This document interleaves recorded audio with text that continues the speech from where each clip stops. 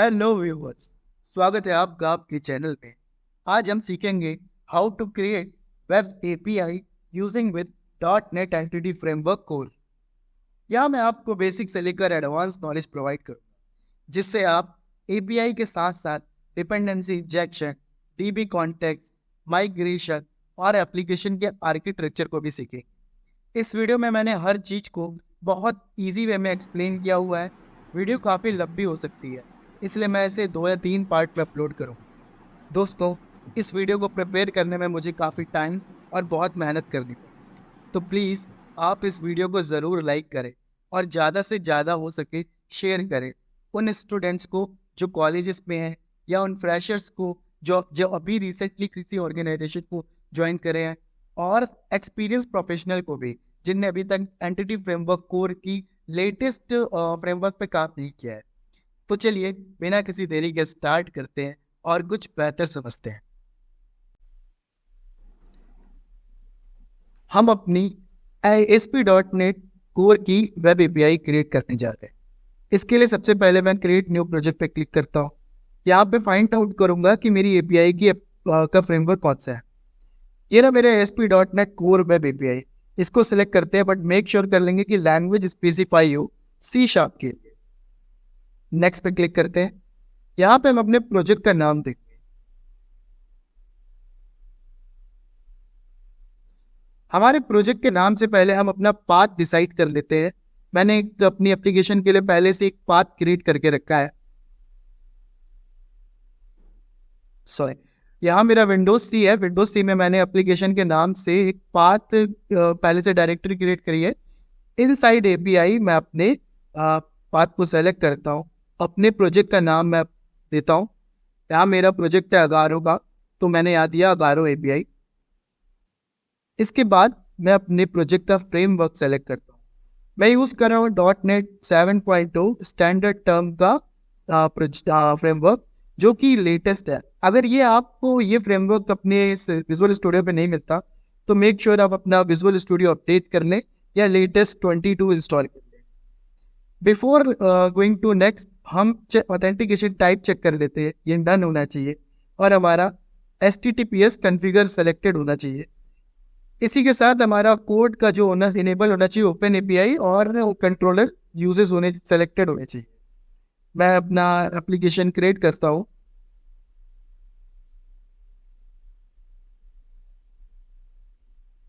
मैंने अपने एप्लीकेशन को क्रिएट किया। क्रिएट करने के बाद मेरे पास इस प्रकार का इंटरफेस शो होता है।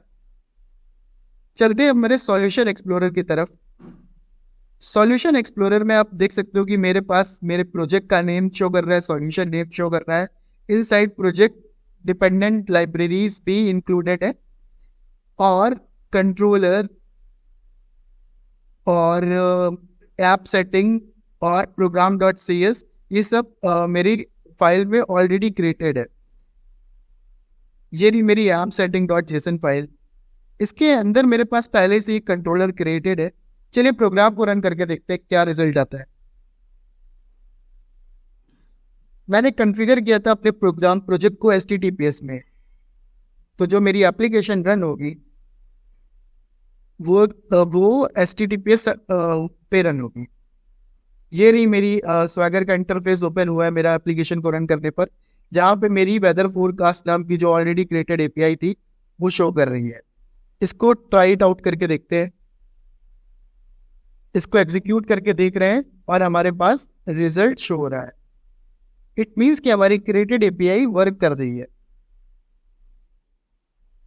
तो ये थी हमारी एप्लीकेशन एपीआई की किस प्रकार से क्रिएट की जाती है। अब हम अपने प्रोजेक्ट में हमारी प्रोजेक्ट की रिक्वायरमेंट पे चलते हैं। मेरी प्रोजेक्ट में अभी 2 तरह की रिक्वायरमेंट है। मुझे 2 प्रकार की टेबल क्रिएट करनी है। पहली है यूजर मास्टर, दूसरी है लोकेशन मास्टर। इनके कॉलम्स और रिगार्डिंग डेटा टाइप्स दिए हुए हैं, इनको हमें एग्जीक्यूट करना है। इसको क्रिएट करने के लिए मैं मेरी एप्लीकेशन में एक फोल्डर क्रिएट करता हूँ मॉडल नाम से। देखिए मैंने यहाँ पे एक डायरेक्टरी क्रिएट करी, मैं इसका नाम देता हूँ मॉडल। इनसाइड मॉडल मैं अपने डोमेन्स को क्रिएट करूंगा, जिसके थ्रू मैं इसको अपने डीबी सेट में रिप्रेजेंट कर सकता हूँ। मैंने एक और फोल्डर क्रिएट किया, इसका नाम मैंने डोमेन दिया। अब मैं इस डोमेन के अंदर मेरी पहली क्लास जो कि है लोकेशन मास्टर, मैं उसको क्रिएट करूँगा। सेम मैं एक यूज़र मास्टर भी क्रिएट करूँगा। चलिए पहले लोकेशन मास्टर क्रिएट करते हैं। मैंने यहाँ पे राइट क्लिक करके क्लास ऐड की जिसका नाम मैंने लोकेशन मास्टर दिया।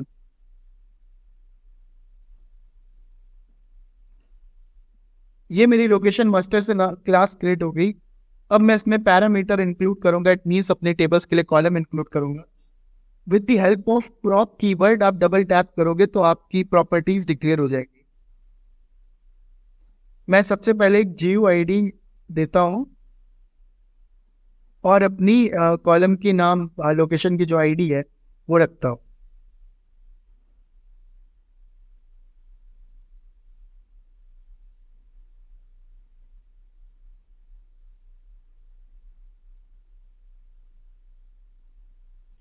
इसके बाद जो नेक्स्ट है मेरा वो है लोकेशन की आईडी,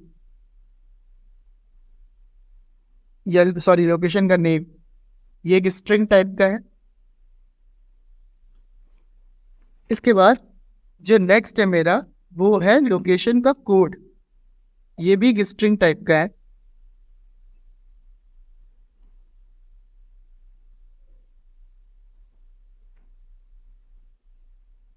मैं यहाँ पे लोकेशन कोड लिखता हूँ और इसका डेटा टाइप स्ट्रिंग सेलेक्ट करता हूँ।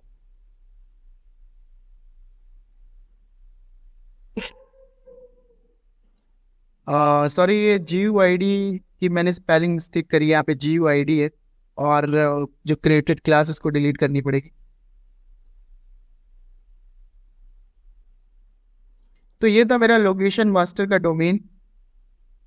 ऐसे ही एज इट इज मैं अपने यूजर मास्टर के डोमेन को क्रिएट करूंगा। मैंने एक यूजर मास्टर का डोमेन क्रिएट किया। यूजर मास्टर की क्लास में भी मेरे को प्रॉपर्टीज इनिशियलाइज करनी है। मैं इसके लिए प्रॉप कीवर्ड का यूज करता हूँ। डबल टैप के साथ मेरी प्रॉपर्टीज लिखी हुई आती है। मैंने पहले एक आईडी इनिशियलाइज करी। इसके बाद मैं अपने यूज़र के फर्स्ट नेम को, यूज़र के लास्ट नेम को लिखूंगा।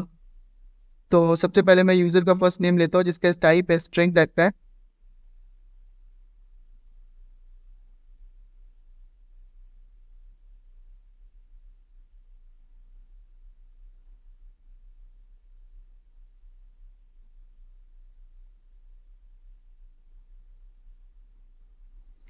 तो एज पर माई रिक्वायरमेंट मैंने अपने डेटा टाइप्स क्रिएट किए यहाँ पे और अपने पैरामीटर इनिशियलाइज किए। तो मेरा तो जैसे एक आईडी था, यूज़र आईडी था, फर्स्ट नेम था, लास्ट नेम था, और मैं एक गूगल में स्टेटस लेता हूँ। इसके साथ ही मैं एक लोकेशन की आईडी इनिशियलाइज करता हूँ।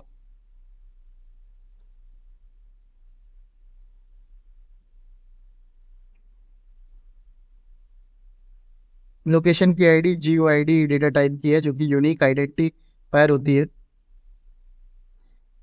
तो ये था मेरा डोमेन को क्रिएट करना, जहां आप देख सकते हो मैंने एक लोकेशन मास्टर की टेबल के लिए अपना डोमेन क्रिएट किया और दूसरा यूजर मास्टर के लिए। हमारी डोमेन क्लास क्रिएट होने के बाद हम अपनी एप्लीकेशन में हमारे न्यूगेट पैकेजेस को इंस्टॉल करेंगे। हमारे न्यूगेट पैकेजेस इंस्टॉल करने के लिए हम अपने एप्लीकेशन में राइट क्लिक करते हैं और मैनेज न्यूगेट पैकेज के ऑप्शन को सेलेक्ट करते हैं। इसके बाद हम अपनी Microsoft entity framework core .sql server के पैकेज को इंस्टॉल करेंगे। सेम ऐसे ही एंटिटी फ्रेमवर्क .tools को इंस्टॉल करेंगे। जब तक ये इंस्टॉल हो रहा है तब तक जानते हैं कि Microsoft entity framework core SQL server है क्या। ये एक लाइब्रेरी है जो हमारी एंटिटी फ्रेमवर्क कोर के हिस्से में आती है और हमारे SQL सर्वर डेटाबेस से कम्युनिकेशन को पॉसिबल बनाती है। .NET एप्लीकेशन में जब हम डेवलप कर रहे हैं तो इस लाइब्रेरी के यूज से हम .NET के प्रोजेक्ट में SQL सर्वर डेटाबेस के साथ कनेक्ट करने के लिए आसानी से कनेक्ट कर पाते हैं। तो ये बेसिकली एक लाइब्रेरी है। सेम ऐसे ही लाइब्रेरी मैं टूल्स के लिए इंस्टॉल करूंगा। इस लाइब्रेरी के को यूज करके आप अपने डॉट नेट एप्लीकेशन में एंटिटी फ्रेमवर्क कोड का यूज करके सीक्वल सर्वर डेटाबेस से डेटा को क्रेड ऑपरेशन परफॉर्म करा सकते हो। यहाँ पे जस्ट मैं टूल्स नाम चेंज कर रहा हूं और इसको इंस्टॉल करता हूं।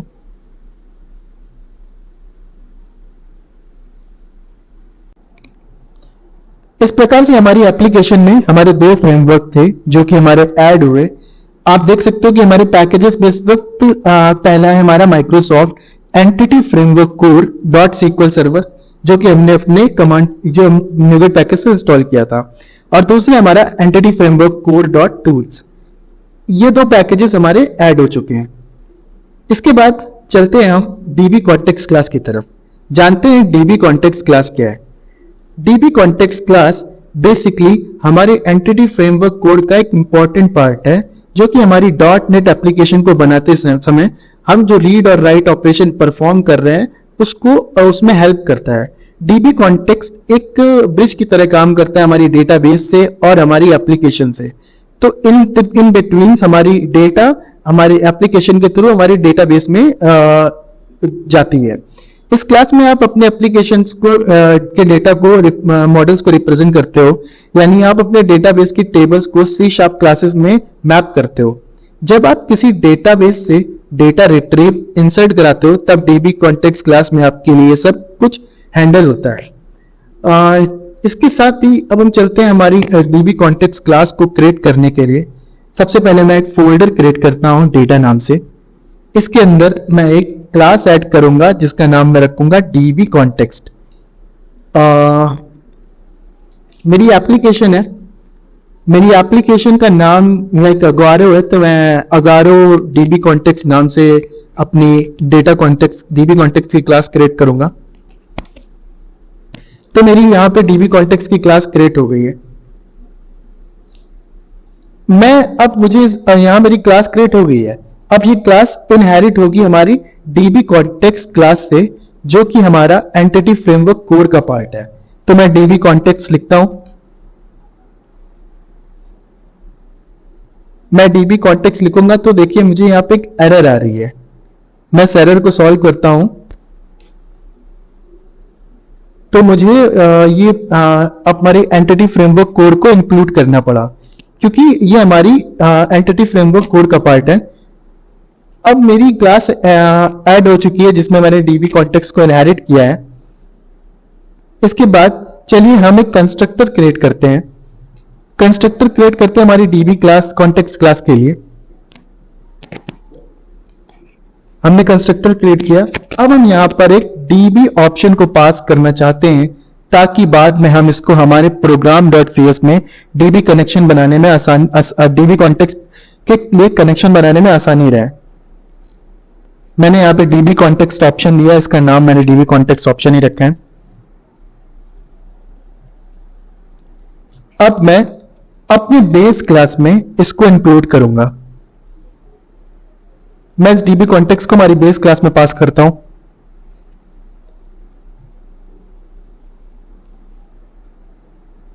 तो देखा आपने, मैंने एक कंस्ट्रक्टर क्रिएट किया जिसमें हमने डीबी कॉन्टेक्स्ट ऑप्शन रखा है, और उसका यूज हम इसका यूज तब देखेंगे जब हम क्रिएट करेंगे कोई नया कनेक्शन।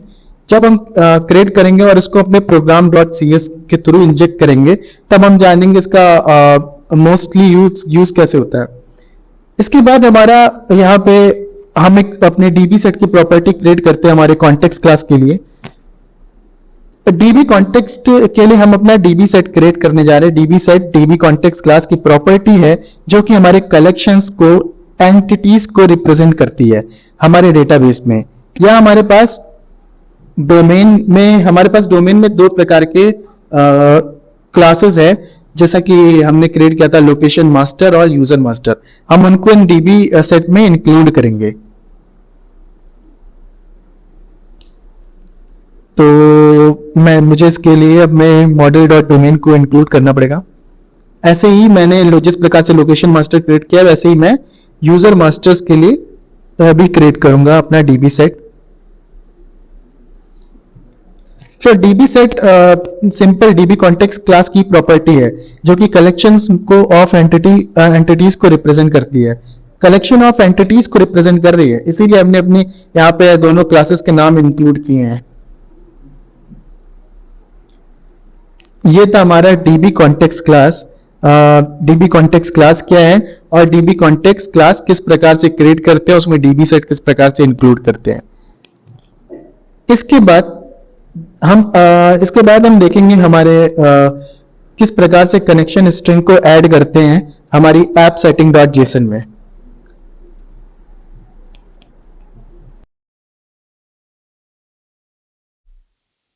Adding connection string. अब मैं अपनी एप्लीकेशन के लिए कनेक्शन स्ट्रिंग ऐड करूंगा। अब अपने app setting dot JSON file में जाते हैं और एक कनेक्शन स्ट्रिंग को ऐड करते हैं। कनेक्शन स्ट्रिंग ऐड करने के लिए हमको कुछ की वैल्यू पेयर्स प्रोवाइड करनी पड़ेंगी। की के लिए मैं अपनी एप्लीकेशन के नाम के साथ कनेक्शन का नाम ऐड करता हूं और एक वैल्यू अपनी इस की के लिए असाइन करूंगा। इसके बाद मैं अपनी कनेक्शन इस एक्रो कनेक्शन स्ट्रिंग के लिए एक वैल्यू प्रोवाइड करता हूँ। इसके लिए मैं अपने सीक्वल सर्वर में जाता हूँ। अच्छा, अगर आपने सीक्वल सर्वर आपका इंस्टॉल नहीं है तो मैंने सीक्वल सर्वर की सीरीज में अपने सीक्वल सर्वर को किस प्रकार से इंस्टॉल करना है और एसएसएमएस को किस प्रकार से इंस्टॉल करना है उसका इंस्टॉलेशन लिंक प्रोवाइड किया हुआ है। आप जाइए वहां से रेफरेंस लीजिए और अपने सीक्वल सर्वर को इंस्टॉल करिए। यहाँ पर आप देख सकते हैं कि हमारे कनेक्शन स्ट्रिंग में हमारे कनेक्शन स्ट्रिंग का सर्वर नेम शो कर रहा है। ये सर्वर नेम हमें अपने सर्वर एप्लीकेशन में जहाँ कनेक्शन स्ट्रिंग डिक्लेयर किया है जिसकी पे वहां पर प्रोवाइड करना पड़ेगा। तो हम यहाँ लिखते हैं सर्वर, अपने सर्वर का नेम और पेस्ट कर देंगे हम सर्वर के नेम की जगह जो अपने इंस्टेंस कॉपी किया है। इसके बाद हम अपने डेटाबेस को डिक्लेयर करेंगे। तो मैं इसके लिए अपने डेटाबेस को राइट करूंगा और एक डेटाबेस का नाम प्रोवाइड करूंगा। आप देख सकते हैं कि हमारी एप्लीकेशन में इस वक्त कोई भी डेटाबेस हमारे सीक्वल सर्वर में मौजूद नहीं है। मैं अपने एक डेटाबेस का नाम प्रोवाइड कर रहा हूं। मैं इसका नाम रख रहा हूं एजारो डीबी करके। तो देखा हमने यहाँ पे कनेक्शन स्ट्रिंग में आपको अपने डेटाबेस का नाम प्रोवाइड करना है, जिससे जब हम अपनी एंटिटी फ्रेमवर्क को रन करेंगे तो हमारा डेटाबेस क्रिएट हो जाएगा। इसी के साथ हम दो वेरिएबल डिक्लेयर करते हैं जो कि हमारे एंटिटी फ्रेमवर्क कोर 6 और 7 के लिए बहुत यूजफुल है। तो पहला तो हमारा ट्रस्टेड कनेक्शन जिसको हम ट्रू सेट करेंगे। दूसरा हमारा ट्रस्ट सर्वर सर्टिफिकेट, इसको भी हमें अपना ट्रू करना पड़ता है हमारे एंटिटी फ्रेमवर्क से हमारे डीबी कनेक्शन के ऑपरेशन को परफॉर्म करने के लिए। अच्छा, तो ये था हमारा कि for this kinds of operation we need to declare a trusted connection and trust server certificate to variables and we need to send this as a true. अब हम अपनी एप्लीकेशन में देख रहे हैं जहाँ पे पी ब्लैंक स्पेसेस है, इन ब्लैंक स्पेसेस को रिमूव करते हैं और हमारा डेटाबेस का कनेक्शन स्ट्रिंग क्रिएट हो गया है। तो ये था हमारा डेटाबेस की कनेक्शन स्ट्रिंग को क्रिएट करने का तरीका, जहाँ पे आपने देखा कि हमने अपनी ऐप सेटिंग डॉट जेसन पे एक की डिक्लेयर करी जिसपे हमने अपनी कनेक्शन की वैल्यू इनिशियलाइज करी है। के बाद समझते हैं हम डिपेंडेंसी इंजेक्शन क्या होती है। डिपेंडेंसी इंजेक्शन और का यूज हमारे इस प्रोग्राम में किस प्रकार से होगा इसको भी जानेंगे। सबसे पहले देखते हैं डिपेंडेंसी इंजेक्शन। डिपेंडेंसी इंजेक्शन एक सॉफ्टवेयर डेवलपमेंट टेक्निक है जिससे आप कंपोनेंट्स के बीच में डिपेंडेंसीज को इंजेक्ट कराते हो ताकि आप अपनी एप्लीकेशन के कोड को मेंटेनेबल और टेस्टेबल बना सको। डिपेंडेंसी इंजेक्शन का मेन आइडिया ये है कि आप एक कंपोनेंट को उसकी डिपेंडेंसीज के लिए डायरेक्टली रिस्पॉन्सिबल नहीं बनाते हो, बल्कि आप उन डिपेंडेंसीज को बाहर से प्रोवाइड करते हैं। इससे आपके कोड को फ्लेक्सिबल बनाया जा सकता है और इजीली डिपेंडेंसीज को चेंज भी किया जा सकता है। अगर आपके पास 2-3 सर्विसेज इंक्लूड करनी है और आप चाहते हो कि इस टाइम पे हमारी ये डिपेंडेंसीज वर्क करे, तो आप इस काम को आराम से मैनेज कर सकते हो। डिपेंडेंसी इंजेक्शन का यूज करने के लिए आप टिपिकली एक कंटेनर का यूज करते हैं जिससे आपके डिपेंडेंसीज को मैनेज किया जा सके। कंटेनर से आप कंपोनेंट को एक्सेस करते हैं और उनके डिपेंडेंसीज को रिजॉल्व करते हैं। चलिए देखते हैं डिपेंडेंसी इंजेक्शन को हम अपनी एप्लीकेशन में किस प्रकार से इंक्लूड करते हैं। सबसे पहले मैं अपनी कनेक्शन जो हमारी ऐप सेटिंग डॉट जेसन है इसको सेव कर लेता हूँ और अपने प्रोग्राम डॉट सी एस की तरफ चलता हूँ। मेरी प्रोग्राम डॉट सी एस की फाइल में मैं अपने प्रोग्राम डॉट सी एस में आता हूँ और यहाँ पे अपने डिपेंडेंसीज को, अपने डी बी कॉन्टेक्स्ट की डिपेंडेंसी को ऐड करता हूँ। हमारे पास पहले से ही यहाँ पे बहुत सारी सर्विसेज हैं, उसके बाद ही मैं अपनी भी डिपेंडेंसीज इंजेक्शन को इंजेक्ट करने जा रहा हूँ। हम अपने कनेक्शन की सर्विस को ऐड करना है तो अपने builder dot services dot add D B context को इंक्लूड करेंगे। ये मैं अपना एक मेथड क्रिएट करूँगा अपने डी बी कॉन्टेक्स्ट के लिए। तो मैं जैसे मेरा यहाँ पे दिख रहा होगा आपको, builder dot services dot add D B context का मैंने मेथड यहाँ पे इंक्लूड किया है, जिसके इनसाइड में इस मेथड का हम यूज़ करेंगे और अपने डी बी कॉन्टेक्स्ट को यहाँ पर लिखेंगे, ऐड डी बी कॉन्टेक्स्ट। ये मेरा मेथड लिखा मैंने। अब यहाँ पर हम इंजेक्ट कर रहे हैं हमारे डी बी कॉन्टेक्स्ट को। हमारा डी बी कॉन्टेक्स्ट का जो क्लास था उसका नाम था हमारा गारो डी बी कॉन्टेक्स्ट। मैंने उसको यहाँ पे इंक्लूड किया। तो मैं अपने डी बी कॉन्टेक्स्ट के मेथड में राइट करूँगा या अपने डी बी कॉन्टेक्स्ट ऑप्शन को सेम जिस प्रकार से मेरे डी बी कॉन्टेक्स्ट में लिखा था उसी प्रकार से यहाँ पे भी मैं उसको इंक्लूड करूँगा। इसके लिए मैं ऑप्शंस क्रिएट करता हूँ, option such that. Next line पे आते हैं, यहाँ पे हम लिखेंगे option dot use SQL server, लिखता हूँ। अब जो जब हम माइक्रोसॉफ्ट एंटिटी फ्रेमवर्क के पैकेज को इंक्लूड कर रहा है हमारा यूज एसक्यूएल सर्वर, आप देखो हमारा ऊपर माइक्रोसॉफ्ट एंटिटी फ्रेमवर्क 4 का पैकेज इंक्लूड हो चुका है। अब मैं इसके इनसाइड में अपनी builder dot config dot get connection string लिखूंगा। मैं यहाँ लिखूंगा builder dot configuration dot get connection string. इस मेथड के अंदर मैं अपनी स्ट्रिंग टाइप की वैल्यू भेजूंगा जो मेरी ऐप सेटिंग डॉट जेसन में मैंने एज ए की रखी थी। मैंने रखी थी अगारो कनेक्शन स्ट्रिंग, उस की को मैं इसके अंदर भेजूंगा।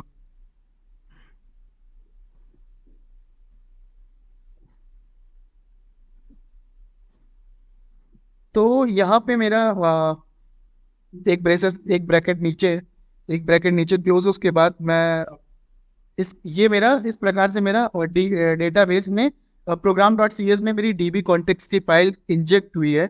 मैंने अपने ऐप सेटिंग डॉट जेसन की जो की इसको अपने गेट कनेक्शन स्ट्रिंग की वैल्यू पे भेजा है। ये मैंने प्रोग्राम डॉट सी एस में इस प्रकार से हम किसी भी डिपेंडेंसीज को इंजेक्ट कराते हैं।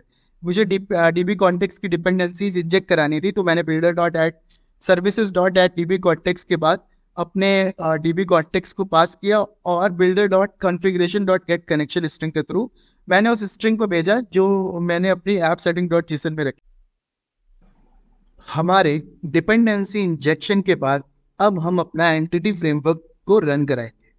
इसके लिए हम अपने टूल्स पे जाते हैं और NuGet package manager console open करते हैं, जहां पर हम माइग्रेशन ऐड करेंगे।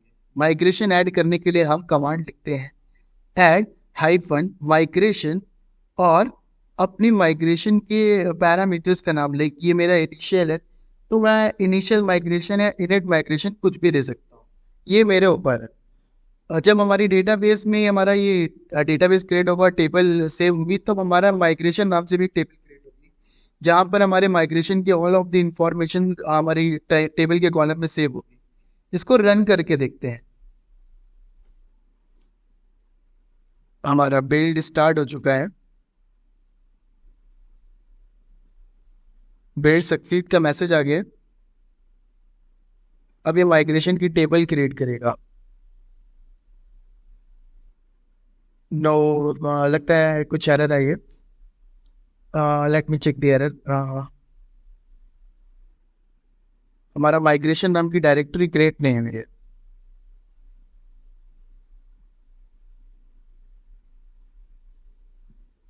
ओके, हमें यहाँ पे एक एरर आई है, लोकेशन मास्टर रिक्वायर्स प्राइमरी की टू बी डिफाइंड। हम अपने डोमेन की तरफ चलते हैं। सबसे पहले तो हम यहाँ पे नेविगेट करते हैं इस लोकेशन आईडी को। लोग नेविगेट करने के लिए मैंने यहाँ पे लोकेशन मास्टर के हमारी जो टेबल है उसको यहाँ पे इंक्लूड किया है ताकि हमारे location ID as an foreign key accept करे। मैं दोबारा से इस कमांड को रन करता हूँ।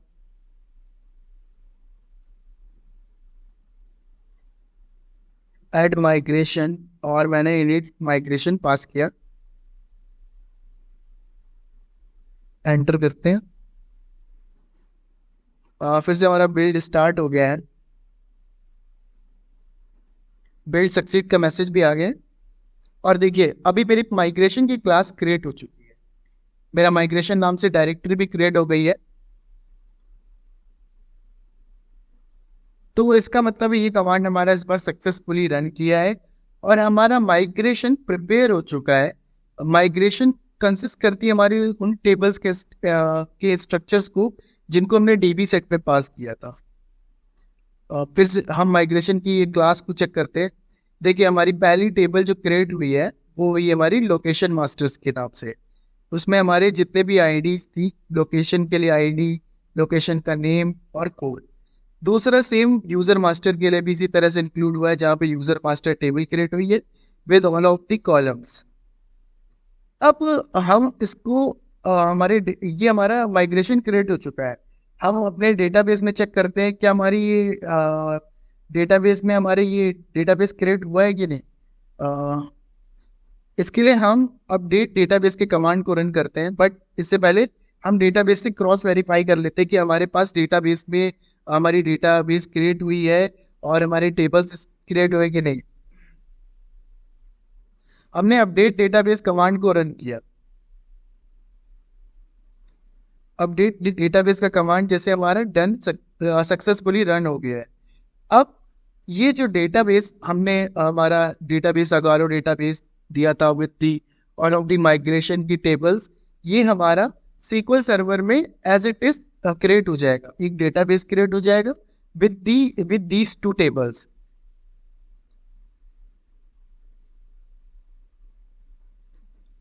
तो हम अपनी सीक्वल सर्वर की तरफ चलते हैं। सीक्वल सर्वर की तरफ देखते हैं कि हमारा डेटाबेस क्रिएट हुआ कि नहीं। मैंने अपना सीक्वल सर्वर ओपन किया और देखिए यहाँ पे हमारा डेटाबेस क्रिएट हो चुका है।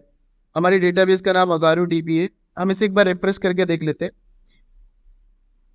मैं अपने डेटाबेस को ओपन करके देखता हूँ टेबल्स कौन कौन सी क्रिएट हुई है हमारी। तो हमारी अभी आप देख सकते हैं एक यूजर मास्टर की टेबल, एक लोकेशन मास्टर की टेबल और एक एंटिटी फ्रेमवर्क माइग्रेशन की हिस्ट्री, जैसा मैंने आपको बताया था क्रिएट होगी, वो क्रिएट हुई है। टेबल्स को रन करके देख लेते हैं। तो देखिए सबसे पहले हमारे पास एंटिटी फ्रेमवर्क की माइग्रेशन हिस्ट्री नाम से टेबल क्रिएट हुई है जिसमें कि हमारी जस्ट जो माइग्रेटेड रिकॉर्ड है वो शो हो रही है। बाकी हमारी दोनों टेबल्स डल है। तो ये था हमारा एंटिटी फ्रेमवर्क को रन करने का तरीका। जब हमारी डोमेन क्रिएट हो चुकी है उसके बाद एंटिटी फ्रेमवर्क इस प्रकार से रन किया जाता है। उम्मीद करते हैं कि आपको ये वीडियो पसंद आई होगी और आपने कुछ नया सीखा होगा।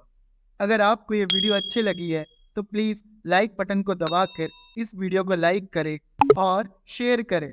आप हमारे चैनल को सब्सक्राइब भी कर सकते हैं ताकि आप हमारे आने वाले वीडियोस से अपडेटेड रह सके। और हाँ, बेल आइकन को भी ज़रूर दबा दें ताकि आप हमारी हर एक वीडियो को पहले देख सकें। आप हमारे चैनल पर इस प्रकार के और भी इंफॉर्मेटिव वीडियोस देखेंगे, तो स्टे ट्यून और हमारे साथ जुड़े रहिए। धन्यवाद फॉर वॉचिंग और मिलते हैं हमारी अगली वीडियो में। तब तक के लिए कीप लर्निंग, कीप ग्रोइंग।